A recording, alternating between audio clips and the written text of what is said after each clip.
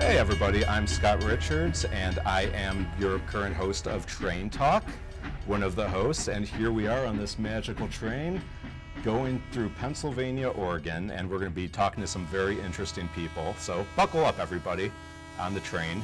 Choo-choo. This is Pennsylvania, Oregon, by the This is Pennsylvania and Oregon? Pennsylvania, Oregon. What does that mean? That's the state we're in. Oh. State of mind. Okay, got it. So, do you, well, you have bug eyes, you have big eyes. Yep, just don't want to get thrown off the train. Did you hear about the penguin who went to the magician and the magician said, "What are you doing here?" That's all I got with the penguin joke. Okay. Do you have anything for me? Yes. I'm going to try a little something. This is not my joke. Okay. Okay? I sound like Barry White, and I am very white. See, somebody is taking my material. Did you, so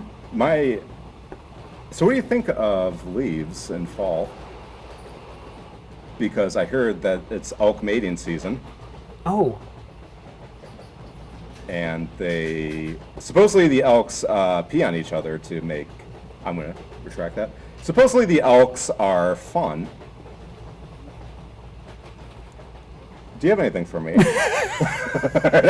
All right. Thank you for laughing, because I had nowhere else to go with that. I was just, thank you for being on Train Talk. Hey, I'm excited to be here. I got a big question. Who are you? Oh, whew. Oh.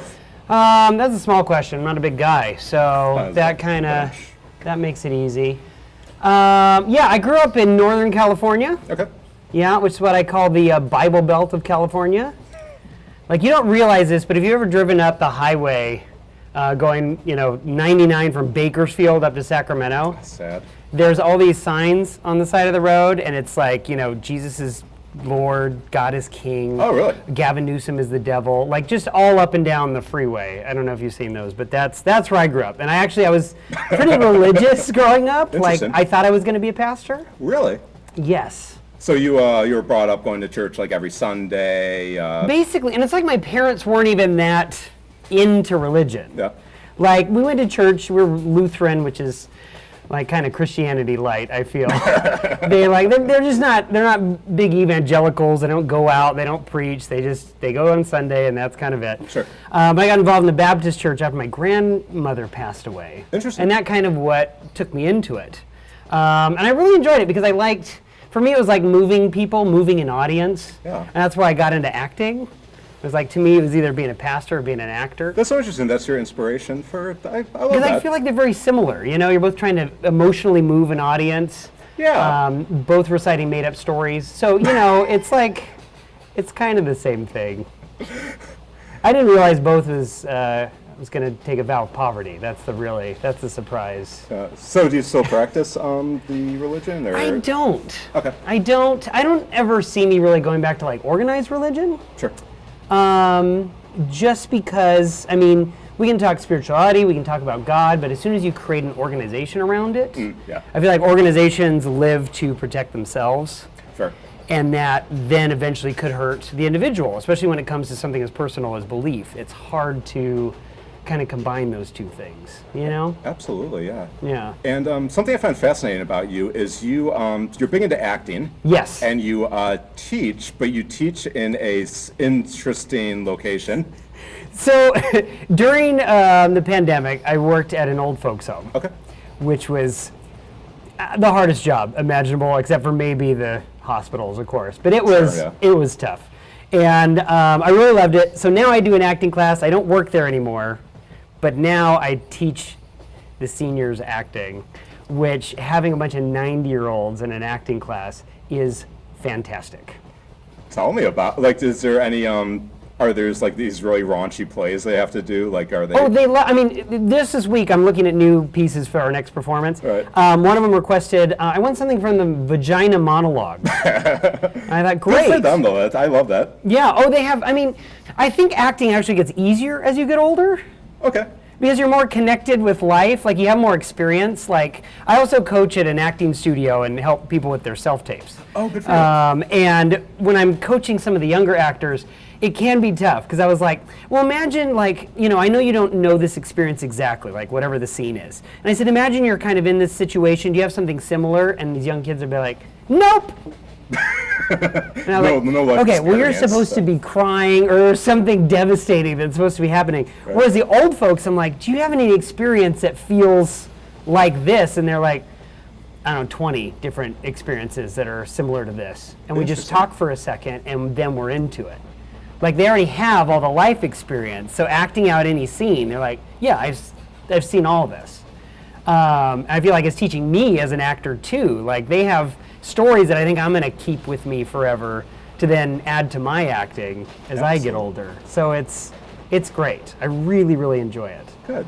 Do they forget their lines because they're old? Oh, we read everything. No, there's no memorization. Okay. The hardest thing is just finding scripts for them. Like I can't use something like Euphoria. Like what am I going to pull? It's not easy.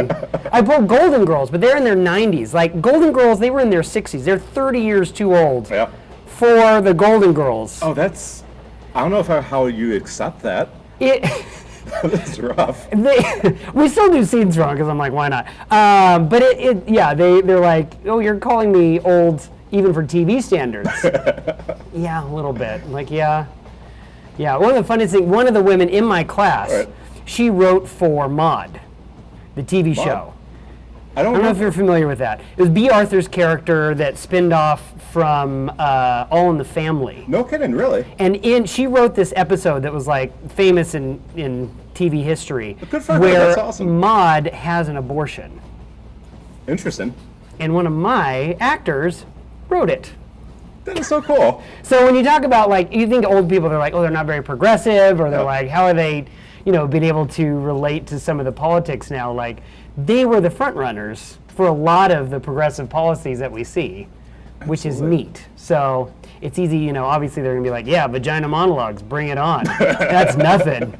So. Yeah, it's so interesting because I assume it's a lot of like the old Hollywood types, like these. Yeah. Because you teach in Los Angeles, so I assume they're all in the. And we're actually in Beverly Hills, so it's like. Oh, fancy. Yeah, it's a lot of famous people's parents. Okay. So. Do they ever do like kind of like school plays type things when they're ready to perform, like where family could come and? That's what we do. Yeah, and we do it. Last time we had 75 audience members. Really? Yeah, that's family members, and then the rest of the residents there. But it's like we made it an event. It's too bad that only 73 lasted. I'm sorry. Anyway, so tell me about your. No, that's very cool. That's very interesting. Yeah, it's fun. Yeah. So you do you help people with soft tapes. I do. And you that's cool because you help people audition because auditioning is such a pain in the butt here at Hollywood. It is, and there's been such a shift. Now you have to put everything on tape. There's actually most of the casting directors don't have offices. So like they're asking them to put it on tape, and if you don't want to do that, you come to me and I film it for you and I read the other parts, and that can be difficult because actors are tough. Sure, yeah. Like I have one guy, he came in the other day and he goes, I go, okay, I'm showing him on the monitor what he looks like. And I say, okay, I'm showing you the frame. And I'm like, this is what you look like. How does that look? And he goes, it looks so good. In this like creepy. Yeah, and I'm like, okay, I'm going to turn it off now so we can get started. He goes, no, leave it on. I like to watch myself while I act. Oh. I go, okay, let's bring it down a notch, right? Like you're auditioning for barista number 3. Like we don't need to, it's a little much. Wow, I hope he got it. I don't know if he did. Yeah, I don't think I would cast him either. Yeah. I don't want to go to that coffee shop. Didn't feel barista-y to me. Have you ever had like, what other weird people have came in to do some strange auditions? Well, one guy, he was auditioning for Marvel. I don't know, someone, Disney, cool. Don't sue me. But he was auditioning to be a villain in a Marvel TV show. Okay. And he comes and he brought a knife with him, a real knife that folds out. And he goes, I want it to be authentic and I want to be scary. And I'm like, okay, man. Yeah, you're scaring me with So he does the scene and he brings it out and he whips open the knife. And we do the scene and he goes to close it and he can't close it. And he closes it on his hand and slices his hand open. Oh my God. That is dedication. Yeah, sadly, that was the only moment in that audition that I think I believed. Was the blood. I don't think he got it. Yeah, it was clean up on aisle 3. Oh no. A lot of people in very skimpy clothing, or some women, they just want to change. They're like, oh, I want to do this in a different top. Is it okay if I change? And I go, sure. And then I go to turn, where am I going to go? Like, we're in a little studio, you know, and they'll just change in front of me, and then I have to go home and tell my wife about that. Like, I don't love that. Like, that's not fair to me. But one woman, she wanted to do it in her underwear. It was an incontinence ad. Okay. And she goes, yeah, I just want to show them that I'm comfortable because I'm going to be wearing just a diaper and a bra, basically, in this thing. And I was like, okay. And before I could even respond to it, she was in her underwear. And I went, okay, thanks for asking permission, I guess. I didn't get to respond. Well, never a dull moment. Yeah. And the owners were checking in. We have cameras everywhere just to check. And he goes, we're going a little long, you know, and we try to keep it in their time frame. But for some reason, I don't know what it was, and they go, oh, we better check in on Chris, and I'm just interviewing a woman in her underwear. And they're like, do we need to knock? Do we need to, or should we leave him alone? I'm not sure what needs to happen. Yeah, it was very awkward, but. Interesting. Yeah. You know what? I want to. You're a very interesting guy, Chris. I want to get into your psychology. I want to get into your psychology. Head. I want to get into your head. Yeah. Okay, so here's what I got to ask you. Yeah. Okay. There's a boat. Yeah. You look at the boat and you see that somebody is doing something malicious or putting a hole in the boat. Do you say anything, or do you just walk away, pretend it's none of your business? Do I have a life preserver in my line of sight? You won't be affected. Oh, interesting. Yeah. Well, so then you'll be okay. Yeah, then I definitely say something. Yeah, if I'm. How about this? Okay. Same situation. There's a boat. Somebody's doing something malicious. Okay. However, the people on this boat are the people you hate. Do you let them go off to sea? So this is something funny. Okay. I was in this situation. I've been there. They're no longer with us. No, I get. No, I really believe in doing good to your enemies. That's nice. That's good. I don't think it's nice. See, what I really believe is, I think bad people sort themselves out. So I don't want harm to come to them from my hand. I think they'll be their own undoing. So you think karma gets them So at the end? I would protect them in this situation, knowing that they're probably going to take themselves out in some form. That's like the kindest, most malicious. Yeah, that's kind of my brand. Is like I come across like a youth pastor, but I got a little darkness behind it. I think that's just kind of what I am. No, there was a couple years ago, I was working on a film, and this woman, she sued me for $10,000. What? Which sounds crazy, right? But I didn't want to wish her harm. And this is what she did. She she'd get a crew together, she'd sue one of the people, they'd settle out of court, and then she'd move on to the next group, get a new crew, get a new actor. Oh my God, that's terrible. So she did this multiple times. This is just a warning for anyone watching, actors. Or anyone, really. And I didn't want harm to come of her, because I really think either I want her to live long enough to be better, or I want her to have her comeuppance, but I don't want it to be by me. Interesting. And that's like, in that time when my friends are like, don't you wish ill of her? And I was like, I really don't. Because one, I think she's going to be her own undoing. She didn't get anything. We went to court. The judges looked at everything and no, you're a good person. You obviously didn't mean anything malicious. She was being malicious, and this is what she does. So I knew, because I was kind of faultless in the situation, I didn't have to worry about it. Yeah. And I really think that I want someone down the line, hopefully they aren't scammed by her or something bad happens to someone else. But I hope that, she realizes the error of her ways and has a change of heart. I'd rather have someone have a chance to be good than I like that. Take them out. Does that make sense? It does, because I hold grudges with people, and if I had your mentality with that, I feel my life would be a little better. It also releases you. Yeah, when someone holding a grudge or holding anger, they said it's like drinking poison and hoping the other person dies. And I believe it too. I mean, you spend every day yeah. thinking how this person wronged you, and I don't want to carry that. That's not how I want to operate. No, it's fair. It feels exhausting. It is exhausting. But I gotta ask you, aliens. Sure. Do you believe in aliens? The universe and all the galaxies and everything is too vast for us to be the only thing. Do you believe in the aliens on TV, like the gray men that do the anal probing? Oh, I hope so. I mean, it sounds crazy to say that after the anal probe, but I mean, why not? I mean, whatever. Right. They don't have to be gray. I mean, I want something else. I'm sure it's probably a bacteria that is in early stages, or there's something so advanced, or like, we don't want anything to do with those. You know, those people. They need to either evolve more, or something has to happen. I think they're either leaving us alone, or they haven't got to sentience yet in what we would describe. So yeah, I hope so. Just because I'm so interested and curious. There was a book I read in high school where there was a group of aliens and they could share consciousness, they could share emotions. Oh, that's nice. So they were a really empathetic group of beings. And then they, crash with these humans, and they're like, these people are ridiculous. Yeah.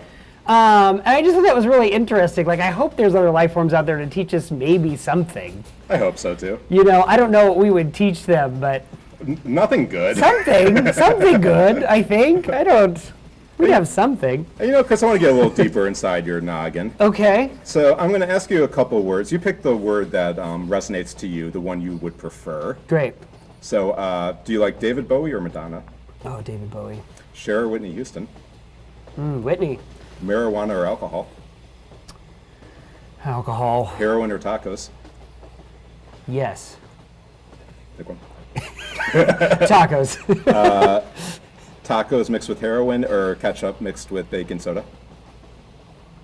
What does baking soda do to? Yeah, heroin tacos. Let's do it. Okay. Do you cheese or murder? Whom are we murdering? The person who made the cheese. But then there would be no more cheese. Son of a bitch. So right. cheese. Clearly. Okay. Shrimp tacos or ghosts? Oh, ghosts. Werewolves or vampires? Depends on the situation. I'd rather party with vampires. They seem very they'd throw a ball, But if you're camping out in the woods with a bunch of werewolves, that's a party. I want a werewolf Burning Man or like a Dracula ball. You see what I'm saying? All right, what about this? Very subdued werewolves or boring vampires? So there will not be a ball. Subdued werewolves. Subdued werewolves. Yeah. I don't want boring vampires, but werewolves that aren't going to tear me apart. Yeah. It just sounds like a dog. That sounds great. Yeah. It's like Teen Wolf. I don't know. Mother or father?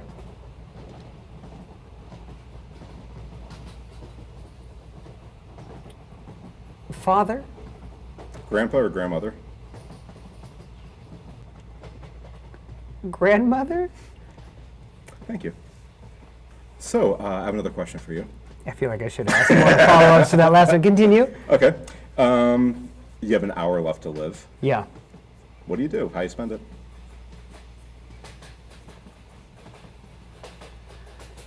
Probably with loved ones.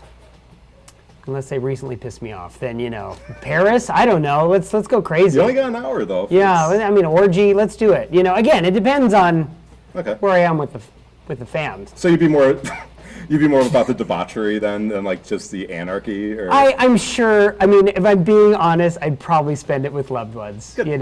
My wife, my family. But, who knows what mood I'm in. Maybe then, go crazy. Okay. And you're the only one that dies. Everybody else is fine? Yeah, then with loved ones, I think, probably. All right. Would you prefer poison or gunshot? I know poison, it's really painful. No, mine's fast acting. It'd be fast acting? Yeah. Okay. Like a cyanide pill? I watch too many movies. Foamies. Yeah, the foamies. I'd do the foamies probably. Gunshot, because there's too many chances for it to go wrong. Oh, then half your head's out. Like that, I'm kind of clumsy. Like that would be the one time I'd make a mistake and Butterfingers. Then I'm just like, can't remember my ABCs. Like let's not. That's dark. How are we? Yep. Bank robbery or gas station theft? Oh, bank robbery. Go big or go home. Art heist or sandwich heist? From a deli? Depends on how hungry I am. And which deli? Are we talking Cantor's? Like Cantor's, yeah. Like the good Jewish deli. Yeah. Oh, I do like Cantor's. But if you go to the bank heist, you can pay for whatever sandwich you want. So, I mean... Well, the bills are marked, so you can't. Unfortunately, Cantor's doesn't take that money. I feel like you can launder them in a way where you could get someone else to get you a sandwich, though. Yeah, that's Am I a worth it. criminal mastermind? I don't think you're really touching on something I hadn't felt before. What crime would you commit if you can? Man. If I can get away with it, or If you just get away any- with it. If I can get away with it.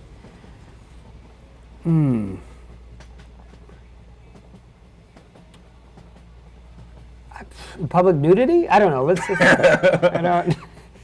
So, to get a little more serious now, you are you're a stand-up, you're a Yep. teacher, like Yep. you wear many of hats. Yep. What would your advice be to future generations that want to get involved in like stand-up writing, the creativities? Because you've been in the scene for a while. Yeah. I mean, you really have to know yourself first. So I would say, do everything. Really? Because do anything. Like I growing up, I was famous for I was the friend that would be like down for whatever, you know, like kids would be like one kid, this kid Jeffrey, he's like, I want to go to a monster truck rally, and the other kids are like, I don't care about that. And I didn't either, but I went because I was interested, and I bought a Gravedigger shirt and I put in earplugs because it's very loud for children. I don't know, and I don't like it. I wouldn't go again, but there was still part of me that grew and I think changed because of that, because I had an experience. And that's what I found, like, if you want to go into the arts, I feel like, and there's kind of two camps in this. I feel like some people are very hyper fixated, and that makes good creators. Like a comedian that can do 15 minutes on a grocery store, like Jerry Seinfeld, is hilarious. Right. You know, but then there's comedians that can jump from one topic to another topic and bring everything together. And I think both of those have value. If you're doing a film, I feel like you have to be interested in a lot of different aspects of film, but also a lot of different aspects of life. That's with stand-up, that's with acting, all of it. Because you have a wider range I like that. You have of to live. experiences. Yeah. And like sometimes just little touches of things can bring something to life that you never thought you'd think of. But you're in a scene with someone, like today, I was working with an actor, and the scene, he was a young guy, and he had never been to a counselor, and he had never acted in a scene where he was with a counselor. I worked in counseling for a while at a teen center when I worked in ministry. Interesting. So I was with at-risk teens, and I was delivering the lines as much as a counselor as I could give him for this scene. And at the end, he goes, wow, I really feel like I had like an emotional moment during this scene that he had never had before. Oh. And he goes, you're delivering it in such a kind of a cryptid and non-emotional way that I'm having more of a reaction than I thought. And I was like, well, that's both my background in acting, because I'm playing the part and giving the scene partner what he needs to do it. Right. But also it's coming from my, like as a counselor, you allow stillness so that people will fill the space with their emotions. Yeah. And you try to be non-emotional so you're not overshadowing them with your emotions and those kind of things. So I was playing it, I think, in a reality that he had an experience where we were having like this really fun moment today, which is why I love what I do anyway. Like I get to act every day, Right. and I get to play parts that I normally wouldn't. Like I'm not going to play a middle-aged female counselor. Like I don't get to play that. Right. But in my job I do, because I'm reading for anything. I also got to be a teenage daughter who had her first period, and her mom was mad that she didn't tell her first. And I'm trying to tap into something that I had never experienced before. That's such an exercise. That is so interesting. And that's what I got into acting to begin with. Now, especially with acting, for the right reasons. People don't play things that are not themselves. You know, again, for good reasons. We don't want people playing a race or an ethnicity that they are not. Yeah. That is a positive move in the industry to get authentic people to play authentic characters. Yeah, I think if either of us did fences, it wouldn't work out. It's not gonna work out. You know, we have like Mickey Rooney in what is that? Breakfast at Tiffany's. Right. Like, we don't need that anymore. Like, I'm glad we're away from that. But at the same time, acting was you got to play a bunch of different age ranges, people. Like, theater actors got to be anything. Yeah. And I do miss that aspect. Whereas, you know, especially in stand-up too, you don't comment on something that's not yourself. I like that comedy's going that direction. The example I give, someone tells me, you know, like Ricky Gervais is talking about trans people, you know, or who's Dave Chappelle, right? And people get offended at that because they're like, you don't know what it's like to be trans. Let the trans comedians discuss that. Yeah, absolutely. And I agree with that. And someone says like, but Chris, don't you want to be able to make jokes about everything? And I said, you know what? I don't want to make jokes about being a black man in America because I don't have that experience. I'll leave that to Dave Chappelle, you know? Like, we all have our things that I think we should be speaking about because they are personal. Yeah. So back to your question. Have as many experiences as you want, but also figure out who you are and where your perspective is. And that's with acting, with comedy. Figure out what your voice is. And with comedy, we learn what is our complaint. Find out what you want to complain about.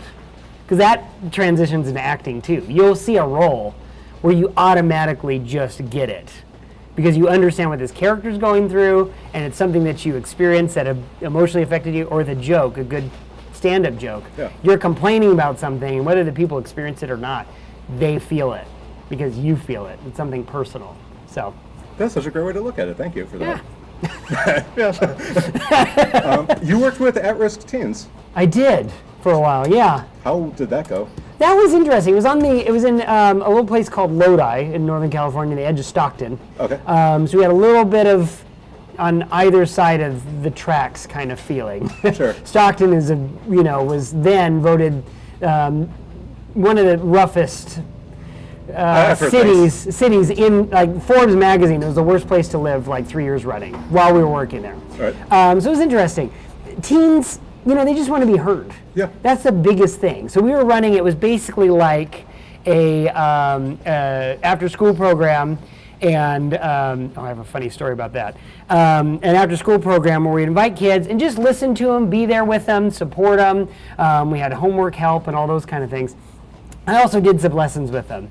One of my favorites, if I can share this with the world, I would do this thing called the Blend-O-Matic. It was originally from Saturday Night Live. Remember it was Bass-O-Matic when they did it, and that Dan Aykroyd put a bass in a blender on. I was insane. It was an insane sketch. So I would do things where I had 6 ingredients, okay, and I would ask the crowd. I would get a crowd that's very popular, and I'd have a kid come up and it's like, oh, you guys are all friends with him? And they're like, yeah, and they'd scream, and the kid would come up and be like, okay, and these guys love you, right? And he'd be like, yeah, they love me. And I said, great, they're gonna pick what goes in your blender. And I go, great, we have ice cream, or we have soda, which one do you want? And they're like, ice cream. And I was like, we've got anchovies, or we've got chocolate syrup. They'd be like, anchovies.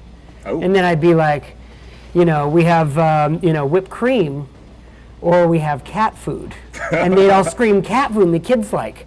And I said, you don't want to drink this? Like, these are all your friends. These are your peers. Yeah. This is peer pressure. They decided this for you. Isn't it a good thing? And he'd be like, no, that's awful. I'd be like, good.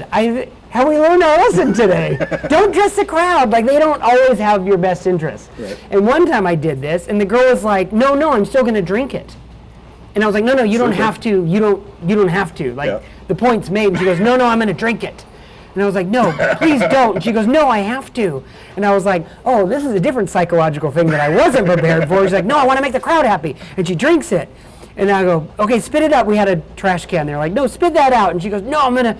And she started throwing up. Yeah. And just kept going and kept going. I was just like, well, this was a lesson for only me. Only I learned a lesson today. I give her props for going the extra mile. I don't. Which is a whole nother, I had to be a lesson, like, don't be a people pleaser, especially when it's a trap. Like, you don't have to. I felt so bad. I still do. But Chris, I was wondering, what inspires you? people. Good. It seems so simple, but it's like people trying to do anything. Right. Like everything, life is not easy. No. So when I see anybody just trying to do anything, if you really want to do something, you're trying to do it. Like that inspires me, because it's easier just to sit down and let life take its course and do whatever. And anyone that's trying to, especially create, like, God, that inspires me. It's so fun to watch. Like, just being here. I love this. Yeah. I love you interviewing Pennsylvania, people. Oregon. Yeah, Pensorgan. Pensorgan. It's lovely this time of year. It's beautiful. Yeah, it's soothing. So, Chris, I got a head scratcher for you. Okay. How old are you? I'm 36. 36. If you were to talk to 14-year-old Chris, what advice would you give him? Or what would you even say to him? You could, anything. Well, he's a big fan of Back to the Future. So this would be a really fun moment. Right. He'd probably have questions about the space-time continuum and how we've probably broken that to have this conversation. And after we got past that, Days later. very inquisitive child, I can tell you. I would tell him it's gonna be okay, I like that.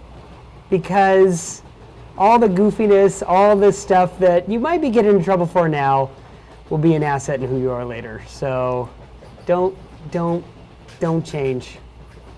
That's great. I love that. That's nice. Chris, is there any shout-outs? I'm sorry. Is there anything you want to plug? Probably my Instagram, Chris J. Miller Actor, at Instagram.com. That's where you'll see all my stand-up shows and comedy clips and film things. Is probably the best way to find me. That's where I'll post all my next shows. I have a lot of bar shows coming up. Very cool. That I'll be posting about, and I have a feature coming out soon. It's in its final moments of being edited. The old post-production. Yeah, post-production. It'll be very fun, where I play an investment banker who thinks twice about what his investment deals have done to those that are in his portfolio. Interesting. Then he gets killed, possessed by an alien, and murders all of his friends. Wow, it's like real life. I really got to play That's quite the fun. gambit there. Yeah, I can't wait for that to come out.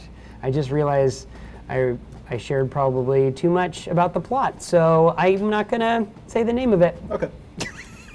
But I have one more serious question for you. Yes. Is there anybody you want to say you're sorry to? Anybody you want forgiveness from? Yes, Miss Raby, Okay. my English teacher, freshman year. I slept through every class. Every class. Yeah. Because I was doing theater, so I was up late learning lines. I didn't Right. care. She was very sweet, and she just let me sleep. It's like as I get older, I realize how much of a jerk I was in classes. She ended up, we liked each other, like, we got along well. She had me in the advanced class the next year, the AP class. Oh. She goes, "You're just clearly bored."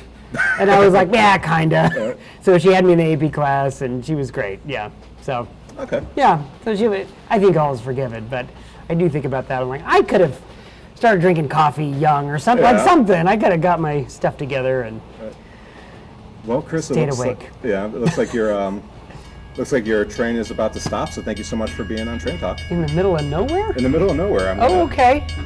Hope there's no werewolves. There will be. Thank you guys for watching, and we will see you next time. Choo choo.